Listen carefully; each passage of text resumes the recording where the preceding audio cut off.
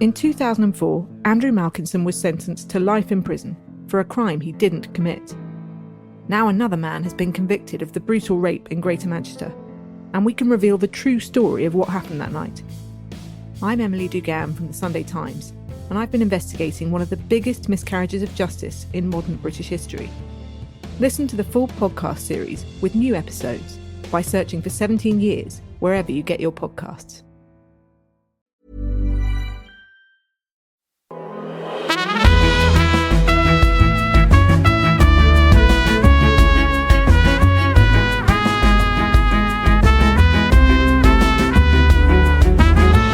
The next generation of Finkelstein. Special advisors are great. That's called tucking under. I thought tucking under was something quite different. You know, the loony left councils and all the rest of it. There'd be no Beatles without Ringo keeping the rhythm.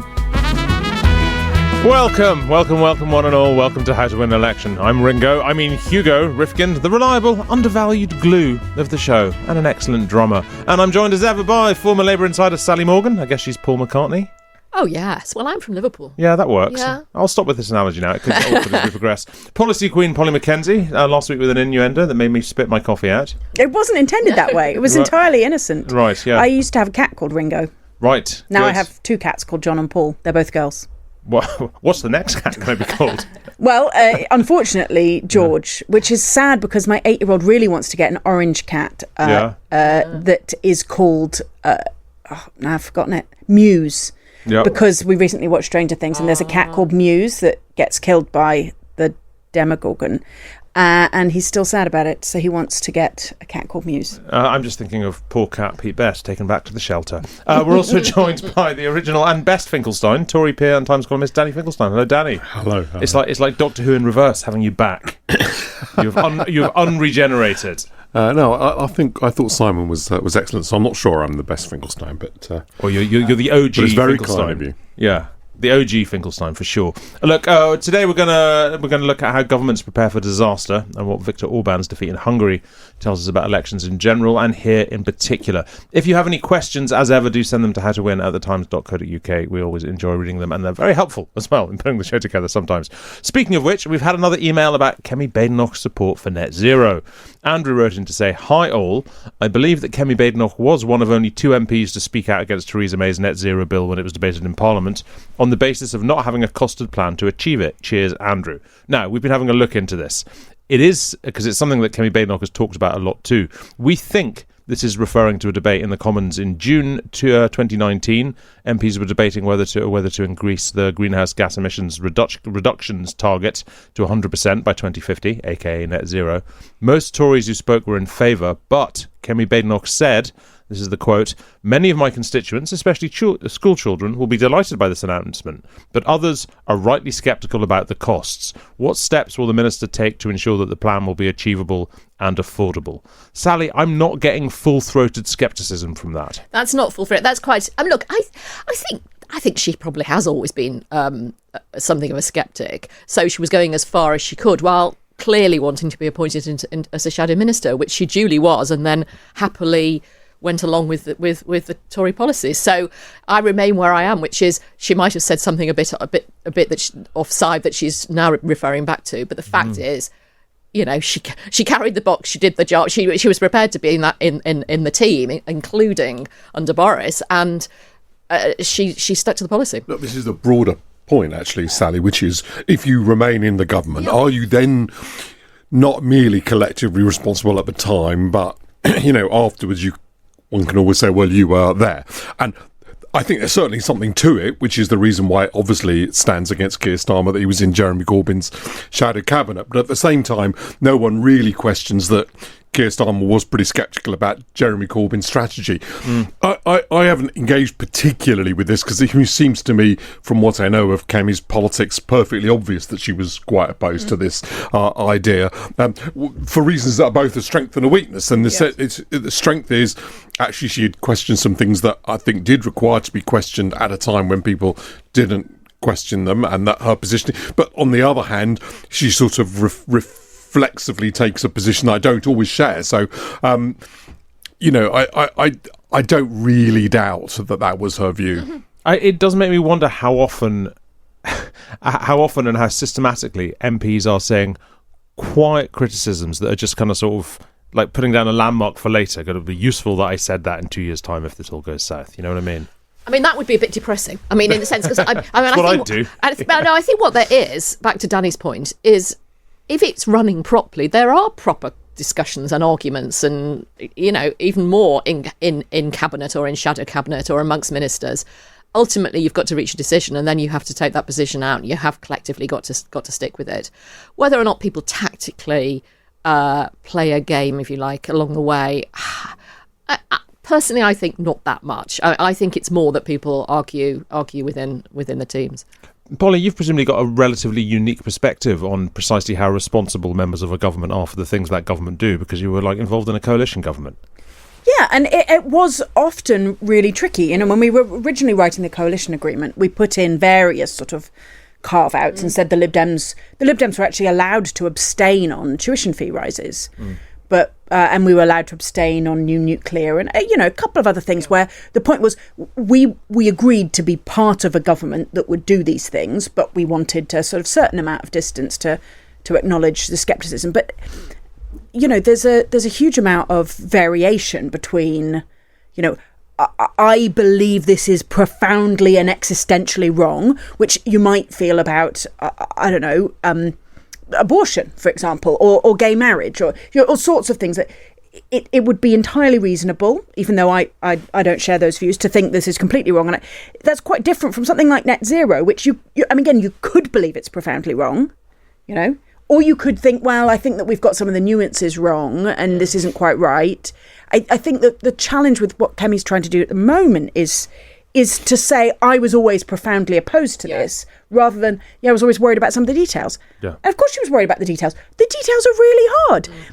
When it came to it, on tuition fees, my favourite topic, it was interesting, what the judgment we made at the time was that it was better to get involved in the policy design in detail with the Conservatives and actually make it better. And I firmly believe that we did. Certainly the policy until 2015 was much better than the policy since 2015.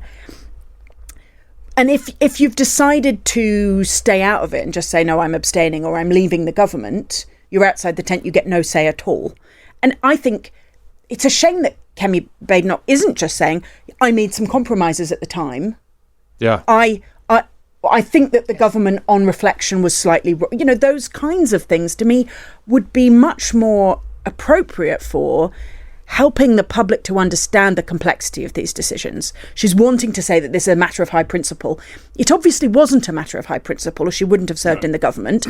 And I think that's fine. Being government is hard. It is a constant set of trade-offs and negotiations. But also, it won't work, by the way, because first of all, most people are completely unaware of this discussion that we're having now, or of Kemi Badenoch's position, because very large then or now, they may not even be aware of who she actually is.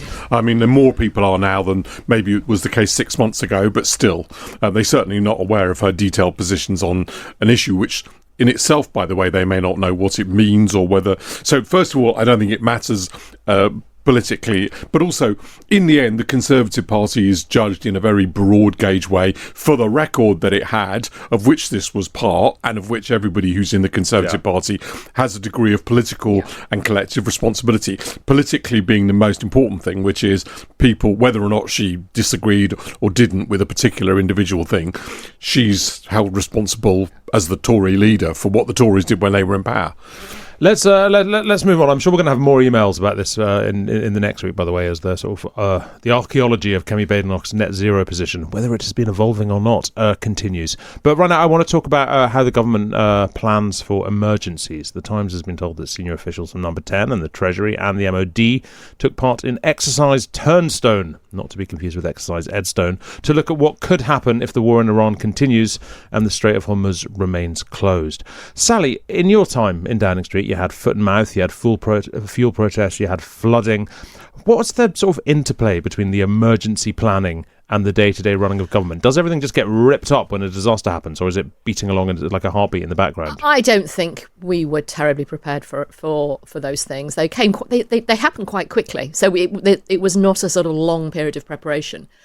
I think what the government then did, and actually the other one I remember is effectively the car industry going under. In the Midlands, I think you've got to do two things. You've got to move quickly in terms of policy and delivery, and to an extent, therefore, everything does stop. For at least for a short time, you've got to be completely focused, and you've got to pull everybody relevant in, every minister relevant in, as well as clearly having the civil service working hard. But I also think you've got to think about the public and what are you saying to the public? And you're actually saying, this is very tricky, but we know what we're doing. There is a plan. Everybody's on it. And I remember that actually funny most clearly about the car industry in the Midlands, where actually there wasn't that much we could do other than have a very, very good scheme about retraining and getting and sort of supporting people through. And to an extent, if I think back, it was about painting pictures. So Tony went, Gordon went, Patricia, the whole everybody from every team went together to meet the people in the factory and talk to to both sides and all the rest of it. It was a demonstration of trying to take a grip. And I think in terms of the public, what they want to know is this is very, something is very tough, but they know what they're doing. And so, I mean, I hope they are preparing hard. It looks to me like they are in terms of food. And clearly, Polly and I were just talking before we came in about COVID. There must be lessons out of that out of COVID, I think. Well, I mean, you look at COVID, and it seemed both prepared for the wrong crisis, and that often happens, by the way. But sure, but also just. I mean, I don't know about you. I certainly didn't get a sense that anyone knew what they were doing for weeks during COVID. I found that period somewhat terrifying for precisely that reason. It's a combination of perfectly understandable reasons. It was different to what we'd expected, and lots of people didn't, we didn't know what it was and exactly what it's, how it spread and all that, and therefore people understandably made a lot of guesses which turned out to be wrong. But I think there's also a question of whether or not our machinery is fit for dealing with it. So much interest was being paid to, what emails and texts did Boris Johnson send to Matt Hancock and the politics of it in order to show, because everyone was interested in sort of getting the political actors. But in truth, organisationally, we were not set up to deal with a crisis of this kind. When I first joined the Times, one of the very first editorials I wrote was on foot and mouth disease, not something that... I'd been in politics and taken an interest in it there, but I hadn't...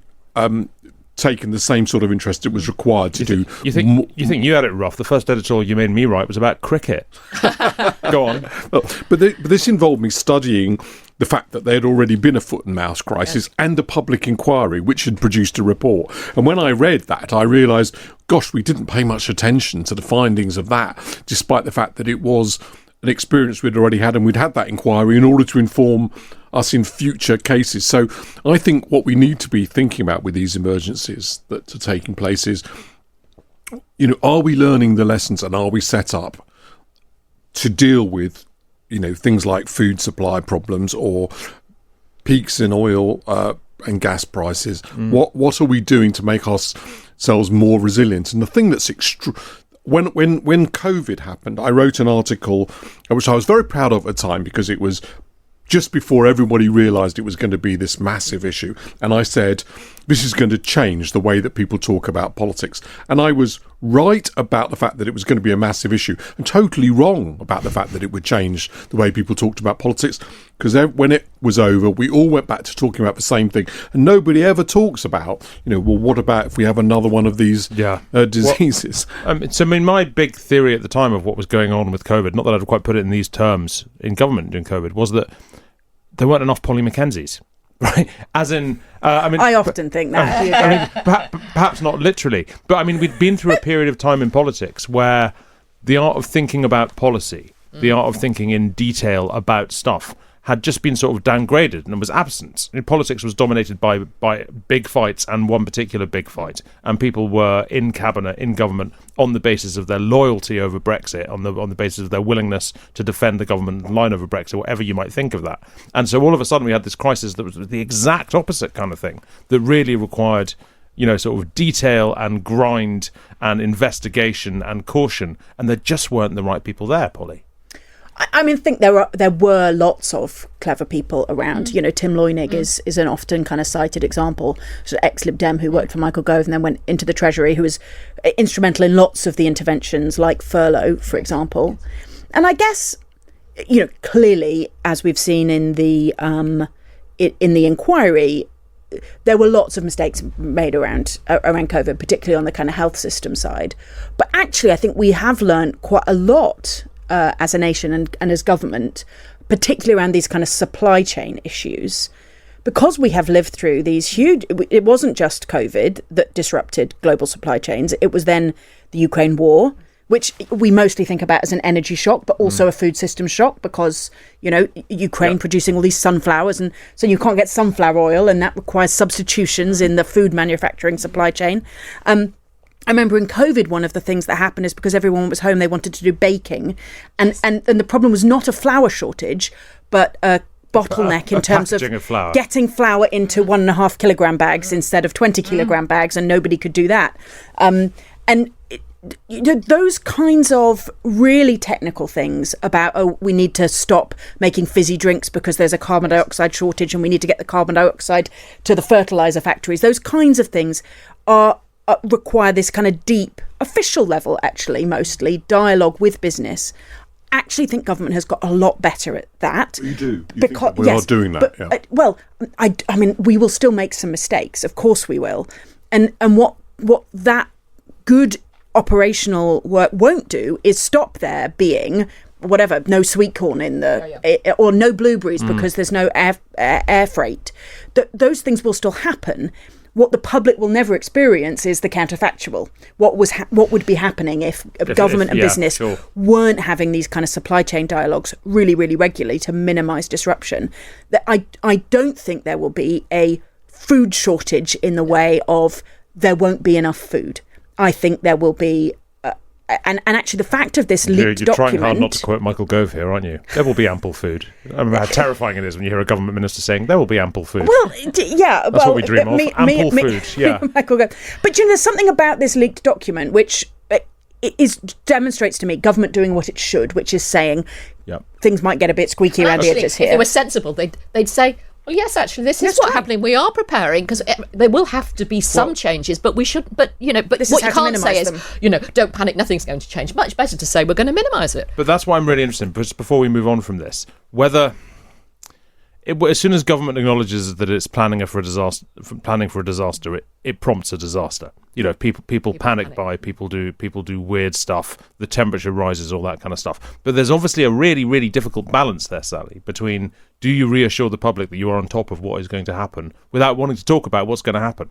I mean, I think you've got to it is a difficult balance, and it's something about there are going to be some difficulties, but we are on top of it. I mean, that is precisely it. You've got to give a level of reassurance to people that the wheels aren't coming off, but there is going to be some tricky stuff. But we're going to have a grip on it. I mean, that's where you're going to be. Again, the supermarkets through Ukraine, through COVID, they actually got good at implementing light touch rationing, right? Like you can only buy 2 packets of eggs, you can only buy 3 packets and of nobody minded that. Well, I mean, some people did, and of course, then if what you want to do is go to all the supermarkets so that you can buy 100 eggs, then you will. But most people can actually, that sort of informal rationing is still possible. Okay, well, look, in a moment we are going to move on and we're going to talk about Viktor Orbán's election loss in Hungary when we come back with a bit more how to win an election.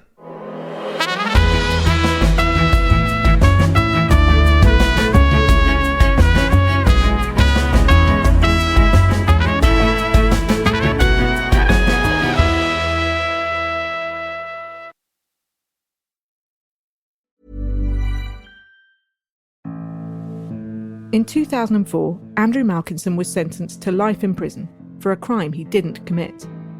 Now another man has been convicted of the brutal rape in Greater Manchester, and we can reveal the true story of what happened that night. I'm Emily Dugan from the Sunday Times, and I've been investigating one of the biggest miscarriages of justice in modern British history. Listen to the full podcast series with new episodes by searching for 17 Years wherever you get your podcasts.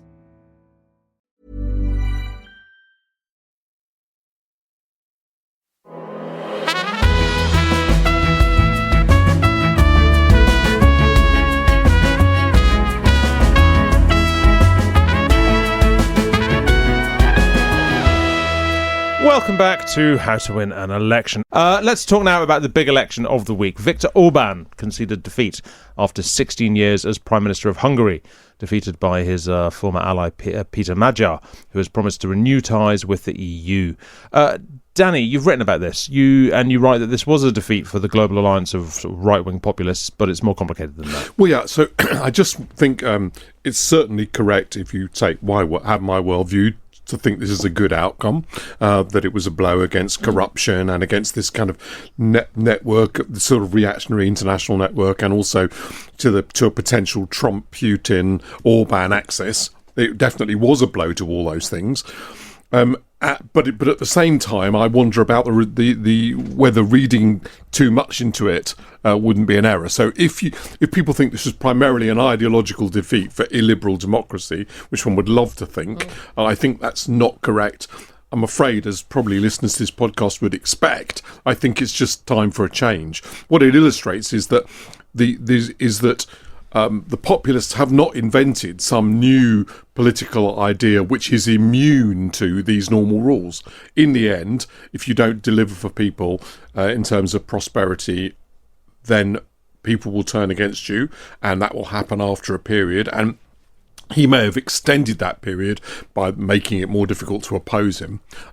So that was my main conclusion. Can I just add one other thing which I think we ought to think about? It's very interesting that both the Law and Justice Party in Poland and Orbán in Hungary, and by the way, Law and Justice have come back a bit in Poland, so that demonstrates what I mean about it not being a final ideological defeat. But both those were in the end defeated by centre-right forces. Our assumption, which this may question, I mean, I'm just raising it because I'm not sure about it, is that they're basically left and right blocks. Reform and the Conservatives belong in one block. The Liberal Democrats, Labour, the Greens, that belongs in another block, and everyone's aiming for block dominance. That's the phrase that's being used. I think James Cagnosorian either popularised it or developed it, the pollster. Well, the question is whether that is actually a correct description, because in the end it was the centre-right that defeated Law and Justice and Fidesz. And so that would obviously indicate a rather different strategy for the centre-right. But interestingly, Kemi Badenoch's picked up on this point exactly, and in an interview, and this is also interesting, with the new owner of the Daily Telegraph, who clearly was therefore encouraging her down that route, which is a slightly different position for the Telegraph and for her. She pointed that out, that the defeat was, from the centre-right for these populist movements. So there are lots of interesting parts to this election. I'm going to read out that Kemi Badenoch quote that, as you said, she gave to Axel Springer, the new owner of the Telegraph. She said, Orbán's defeat is very positive. Conservatism is being challenged more by the right now, the economic nationalists, the populists, but I don't think that's going to be long-lasting. You only need to look at Hungary, look at what's happened to Orbán. I think if you're unable to deliver growth, whatever your ideology is, it will lose. Danny, I don't want to disagree with your own interpretation of your own column. That seems rude. But you did say within the column that part of the reason why Orbán's government became so corrupt, became so unworkable, sprang directly from the politics that it had, which makes it sound like maybe this is an ideological defeat. Well, yes, so I do argue in the column that the biggest problem that populism has is it doesn't work. And therefore it doesn't produce the outcomes that are necessary to sustain it. So you can see that Trump's big problem at the moment are things that he's done that are undermining the offer of prosperity to his own electorate. It's things that he's done rather than he's said, and this is always my emphasis. I'm not saying that nothing in politics matters, it's all just random. I mean, if you do things, Polly's makes this point all the time, if you do things that lead people to think, well, that's not very good for me, ultimately it undermines. So corruption is one of the things that makes it impossible for a market economy to work properly. And one of the reasons that Hungary is one of the poorest countries of its kind in Europe is because it's got a populist government that is not running a market economy based on the rule of law, which is what you need. So Don't you think it was, I mean, I thought you were right in your column to say it was both things. I mean, I think a centre-right leader led a coalition. and which is going to be, by the way, a really hard coalition to hold together because the expectations across the piece are really, really high. So I think, yes, he clearly is centre-right, but he was really arguing, back to your point, for time to a change. And I think there was a level of liberal democracy, which is a broad coalition. I think the other thing that happened is something of a generational shift. So it's clear that everybody under a certain age wanted change. And didn't just want change because they were sick of Orbán per se, but also did want a different sort of country. And so I think that's quite interesting to watch. But a very interesting choice for Conservatives, because it's what Kemi Badenoch is talking about is the Conservatives as an alternative way of running, as it were, a policy based on sovereignty, but still with free markets. That alternative as an alternative to the populists, rather than being as effectively allies to populists, and that is that's huge. If you think, which I do, that Reform is now likely to become the larger party on the right in the short to medium term, that'll happen in May, that it'll win vast numbers of seats, then that choice is coming down the track to the Conservatives as to whether or not, and it'll in lots of local areas they'll have that choice. Do you set yourself up as effectively a kind of centre-right leadership of an alternative to Reform, or do you decide you're essentially allies to it? Does this mean then, Polly, that the real victory for centrism here isn't that Orbán lost, it's that Kemi Badenoch has to say that she's pleased about it? I think it's going to have a really interesting effect on the kind of activist and also the money going in to Reform, actually, because Trump's wobbliness plus Orbán, I think, undermines the slightly arrogant assumption that populists were making, that there was just, this is where the West is going to go, that it was the inevitable destination for the next kind of 25 years was some kind of ethno-nationalist populism. And that therefore, if you are a business leader who doesn't find that stuff deeply offensive, or you're just pretty pragmatic, then actually you should be tucking in with these people. You should be doing it again. Sorry, no, I said I was tucking in. You should be making donations. Yeah. You should be, and actually, that financial logic of kind of people wanting to back the strong horse because they think they're going to be powerful and that they know they might be slightly corrupt. And so you absolutely, if you want any government contracts, you're going to need to have donated money this year, starts to ebb away. And I think that could actually really affect Reform's finances, but also affect, their approach is that they're going to need to decide whether they want to kind of pull away from that more corrupt type kind of vibes, right? Like, do they still want to be associated with the crypto bros, for example? Well, I mean, increasingly so, it seems, at the moment. At the moment, yeah. Like, how do they feel about the anti-vax movement? Because, again, it's partly ideology, but it's also about that's where the power and the energy lies. And I think that had kind of created a gravitational pull towards the right. And it's not that all of that stuff has been kind of smashed or defeated. It's just that it doesn't look so certain anymore that that's where you should be placing your financial bets. Can I just pick up this point that you made, the sort of joke you made about Kemi Badenoch not being forced to say that Orbán's loss was a bad thing?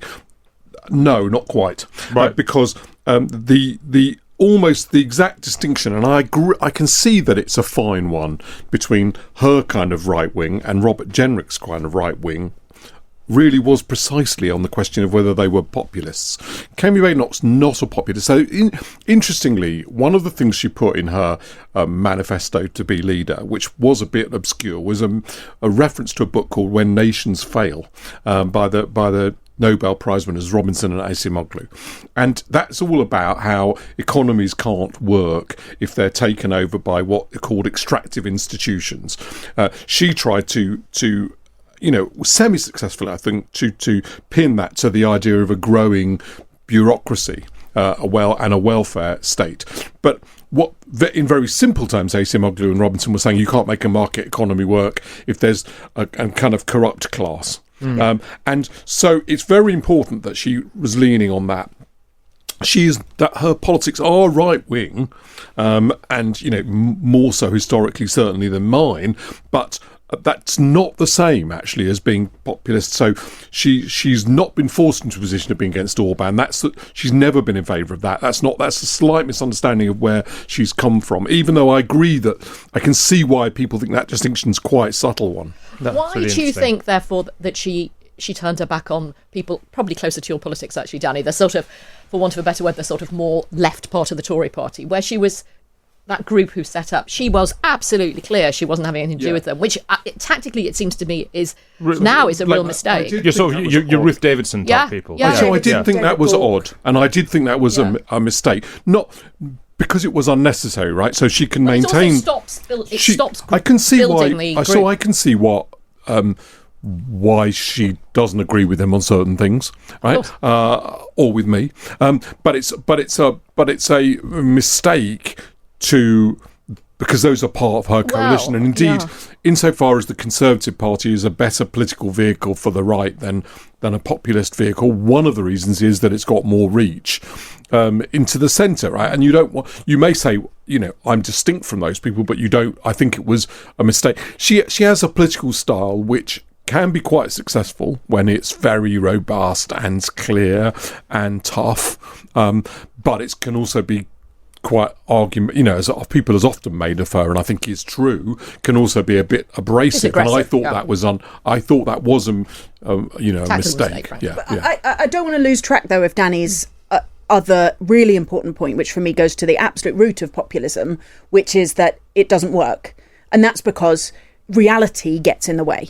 It is always so tempting for all politicians, but populists are the ones who take it to the extreme, to say, oh, well, no, it isn't hard to reform the NHS. It isn't hard for us to deal with our ageing population. Of course we can control the borders. Let's just put some gunboats in the channel and everything will be easy. Almost every single public policy issue is complicated.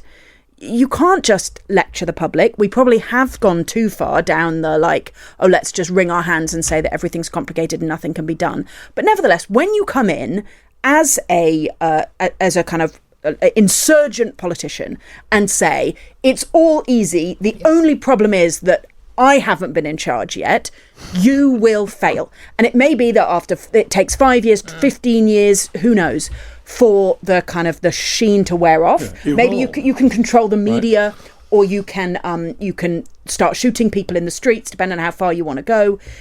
You can blame immigrants. You can do things to sustain the belief that dawn is coming, but eventually people will get sick of you. Iran is a really good example of this, which is, they've controlled the Straits of Hormuz, yes, that was always the argument, and I mean, nobody has been more or few people, let's put it that way, have been more sort of robustly antagonistic to the Iranian regime or concerned about the existential threat that it poses than I have. But I've also recognised that just trying to deal with it by knocking off the supreme leader wasn't. It's not going to do it. Well, it may not work. Right? I want to bring one more crucial point before we move on from this, which is the fact that Orbán not only lost the election, he conceded that he's lost the election. Very well. And Danny makes this point in this column as well. But I'm interested in whether we perhaps ought to take that as a corrective to some of the hyperbole we often hear about populism itself. That people talk about someone like Orbán going, well, it's not just that he's a populist and a liberal. This is the end of liberal democracy.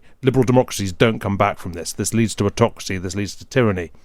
Not here. Well, look, we should absolutely be thankful that he did what he did and very quickly was clear he accepted the result. I mean, look, the read across is to the States, isn't it? Where Trump's just signed his latest exec order saying, as far as I can see, there's big clampdown on postal votes. He's basically making it very hard to vote or for people who don't support him to go out and vote.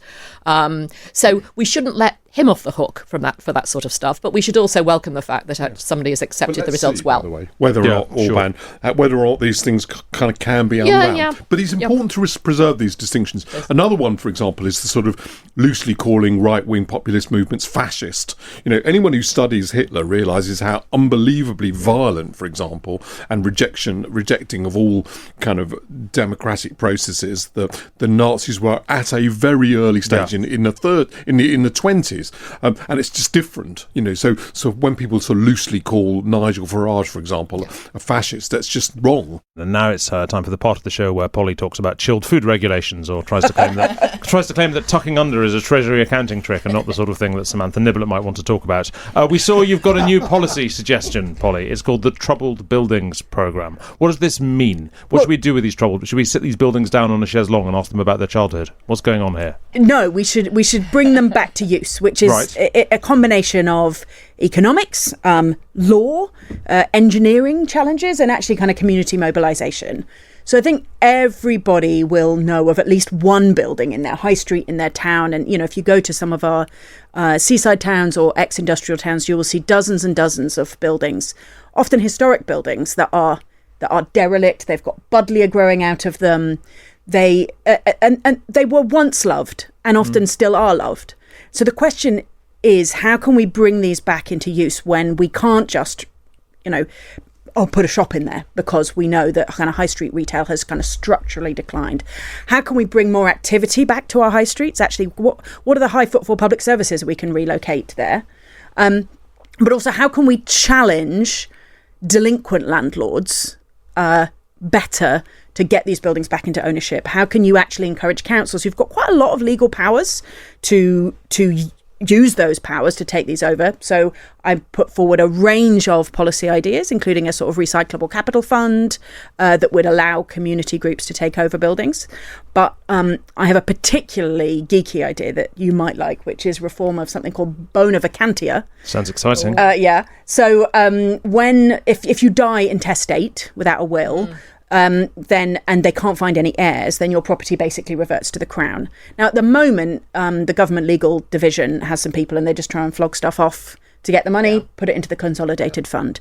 Actually, my view is that often these buildings where you should go to the community, or if they do have to be sold, the money should actually go back to the community, as we do with other dormant assets. It'd be good if there was a fund that actually allowed you to renovate those buildings. Because one of the problems I think people find quite often is they do love the buildings, but it is cheaper to knock it down and build something else. Exactly. So somewhere the money's got to be found to actually invest and support and change a building that everybody does love, but it's quite expensive to change. That's true. So then partly that's why it's a kind of engineering challenge. So the UKRI, the government's research and innovation organisation, is putting quite a lot of money into kind of construction innovation for new build. Yes. I think they should be putting more money into kind of retrofit renovation. Also, you can kind of pull lots of these sites together to sort of demand aggregation, so it's cheaper to do it. If you had 10 buildings, cheaper per building than just doing one. And actually, again, what the government needs to do is not start trying to run every single building on every single high street. Central government can't do that. That's why I said the Troubled Buildings Programme, because when I was in government, we launched the Troubled Families Programme, which was run by the person who runs everything good, Louise Casey, which was the idea of really having central infrastructure that could support local organising around these really quite specific families, and for this it's specific buildings. Danny. And if Labour is thinking, how do we fight populism, this is the sort of thing to do. Yeah. The things that actually make a difference to some of the declining towns and places that they're trying to. High streets are a huge issue, as is is transport and creating a big second city around some of these failing town or declining towns in places that are emotionally very important. So I just think that's reason why Polly's correct to concentrate on some of these very concrete things. Nice. They have a big political impact. Some of them are, yeah. Bricks. Interesting. So historic England, bricks. Historic England, which is the sort of the thing that's the overseeing body for English heritage, which is the sort of consumer brand people might know, has actually done some research that suggests you could put 670,000 homes into historic buildings without having to build a single new one. So that's almost half of the government's target. So looking around London, I can remember very clearly when I first lived in London 20 years ago, more than 20 years ago, 30 years ago. God, I'm so much older than I think I am. There were so many more derelict buildings around the centre of town. I can remember derelict buildings around Cavendish Square next to John Lewis, derelict buildings running up to Camden, or things that had been hospitals and were now just rotting. How was that problem solved? We had quite a lot of money. I mean, some of that goes back to when I was involved in government, and John Prescott had a really significant drive on neighbourhoods, on really renovating estates all over the country. That had been in a really bad state, and kind of reinvesting in the public space. It took money, but there was quite a lot of public investment in the public space, actually. But also, I mean, central London is easier. There are still some surprisingly big vacancies. There's the former Central School of Art at the top of Kingsway, which has been derelict for 15 years. It's ridiculous, like right in the centre of Holborn. But the market is easier to deal with there. Right, it's often a kind of, actually people are, external investors are essentially holding onto an asset. And that's where, again, I think what you need is more test cases to take on owners who are leaving buildings derelict or vacant. Because there's a pub near me where, again, been vacant and derelict for 25 years, covered in graffiti. They're holding out for planning permission for housing. That's not what every developer does. There are plenty of good people on this site. There's just no question that's what they're holding out for. And somebody's just got to decide, is it going to be housing, or actually are we going to take this building, this eyesore, off these people and turn it into something that's useful to the community? Do you know, one of the first pieces I wrote for the Times was about this sort of fighty development in Kentish Town that lots of sort of writers and artists lived around there, and they were complaining about this development that was going to happen there. And there was this local battle happening. And I checked back just last week. This is literally 20 years ago. I checked back last week. Still not finished. Still not really built. 20 years. 20 years. The producer's asking, he thought the first piece I wrote was about cricket. That was the first leader that Danny made me write. Do you remember making me write a leader about cricket? No. Yeah, you said, but I do. But you probably did. I realised in retrospect. It's obviously. I realised in retrospect this was burnt on his brain. This was excellent management, because you put it to me. You go, I think it's really good training for people to write about things they know nothing about and they're not interested in. Actually, what was going on there was you couldn't be bothered to write a leader about cricket. No, this is also an example of something very important to this podcast, which is that what's important to you, because you remember it, is completely irrelevant. The other two don't know anything about it, and I was directly involved in it. I don't care either. Let alone what do the listeners make of it. So in order to turn your irrelevant point into something the listeners care about, the podcast point of this is that people are much more interested in themselves than anyone else is. At this rate, I'm going to stop drumming. Please do keep sending us your messages. We love to read them even when you're cross with us. Let us know if you've seen any sad buildings. We're also going to try and get Polly to generate a policy idea once a week. Thank you, Sally. Thank you, Polly. Thank you, Danny. I'm Hugo Rifkind. We're tucking under until next week. Thanks for listening.